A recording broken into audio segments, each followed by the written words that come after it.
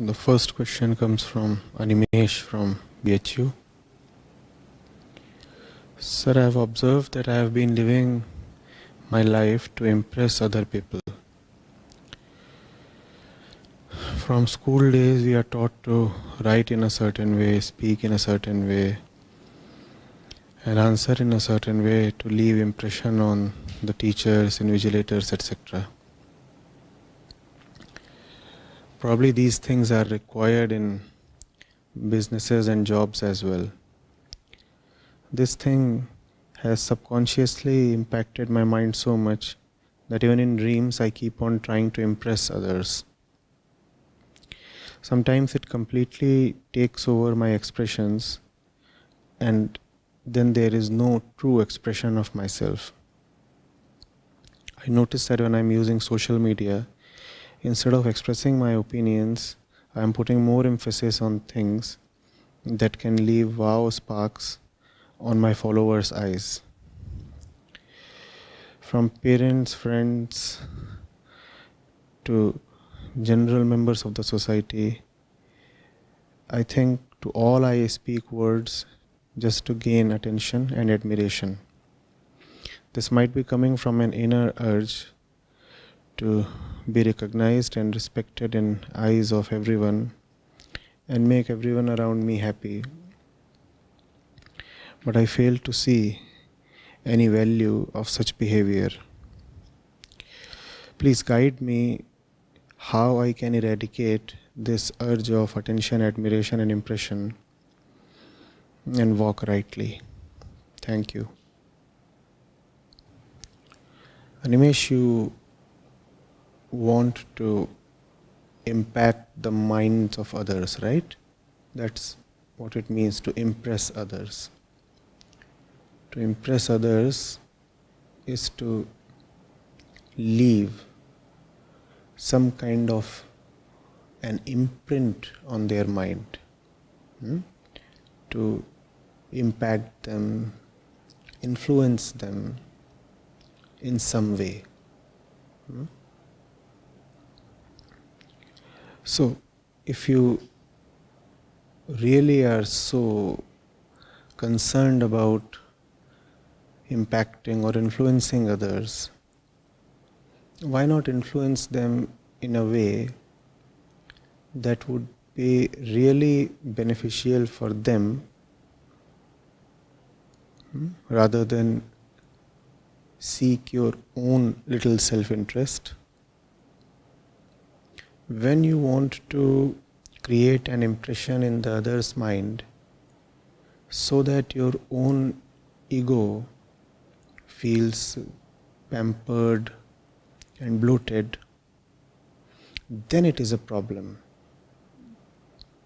Only then it is a problem. Unfortunately, 99% of all attention-seeking behavior is just for the gratification of one's ego. That's why it is a problem. Otherwise, if you look at the great people in so many fields of human life, you'll find that often they have either consciously or inadvertently created great impressions on others' minds. Sometimes their objective is just to be fully immersed in their own work, and this work that they are doing, when it comes to light publicly, is greatly admired and appreciated by the people at large. And sometimes it so happens that the work is of a nature that it requires an active attempt to mold the thoughts, opinions, beliefs of people. That is obviously a blessing to all concerned. Such people are remembered in history precisely because they impacted others in a very beneficial way. So now your question has taken a certain nuance. It is not as if impressing others per se is a problem. The question is, why exactly do you want to reach out to the minds of others? And here we are finding out two separate reasons that need to be seen very differently. The usual prevalent reason is, I impress you so that I feel good about myself. Why do I need to impress you? Because I'm not sure of my own self-worth. I'm not convinced about who I am. Since I'm not convinced of myself, therefore I require your ratification to feel a little more certain, a bit more secure. That's the usual reason why we are so attention hungry. Needless to say, this kind of attention seeking behavior is good neither for the one seeking attention nor for the one giving attention. So keep your little self aside and see how you can very positively, just to use the common word, impact the lives of others.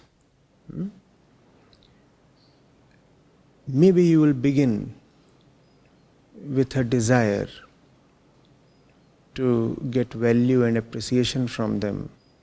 But if you are really doing something that is for others' benefits, then you will realize something quite extraordinary, which is that by the time you find that you are immersed in the act of helping others, the desire to gain appreciation from them in return would have either vanished or reduced greatly. Getting it? Such is the nature of selfless work. Even if it begins motivated by the desire to be respected and noted, yet in the very process of carrying out the act, you find that your mind has been gradually purified, and that now you do not feel a compelling urge to get appreciation in return. Some of the best known names in history to whom humanity remains perpetually grateful have been people who have impressed others. I understand, but that you would not want to call a Krishna or a Buddha an impression maker. But please do see that they surely occupy a very central and a very indelible place in the minds of billions. So if you indeed have to have a place in others' minds, why not have a place like that? Enter others' lives not as an exploiter, not with violence, not with the motive to extract something from them. Enter others' lives with a great assurance that there is nothing much that you want from them except their own welfare. That is a great way to relate with others. And you see, in every relationship, there is going to be mutual impression creation. It is not possible to relate to something or somebody and not have some change in your mind. Every relationship impacts you in a certain way. In other words, every relationship impresses you in a certain way. So, if impression making has to inevitably happen, why not make it happen in the most pious and auspicious way possible for yourself and for others? The fundamental thing to be remembered is there is nothing that others can give you by way of their admiration. Nothing. If you are an admiration seeker, you are already a bit inferior, incompetent, incomplete in your own eyes. In such a scenario, how far can others help you?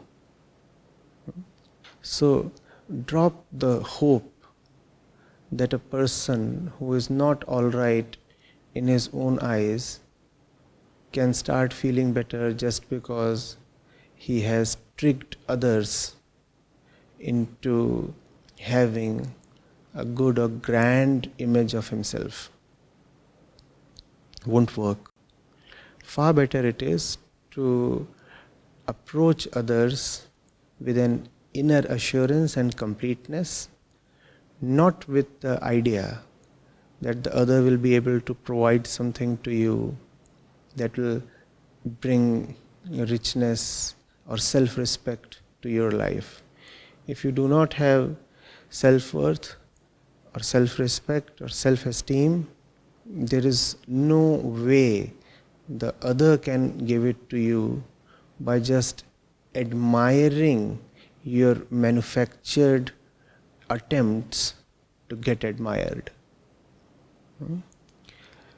The other may not know what he is admiring you for, but for sure you do know that what you are getting from him is just due to your well thought out and shrewdly crafted attempt at gaining his mind space and attention.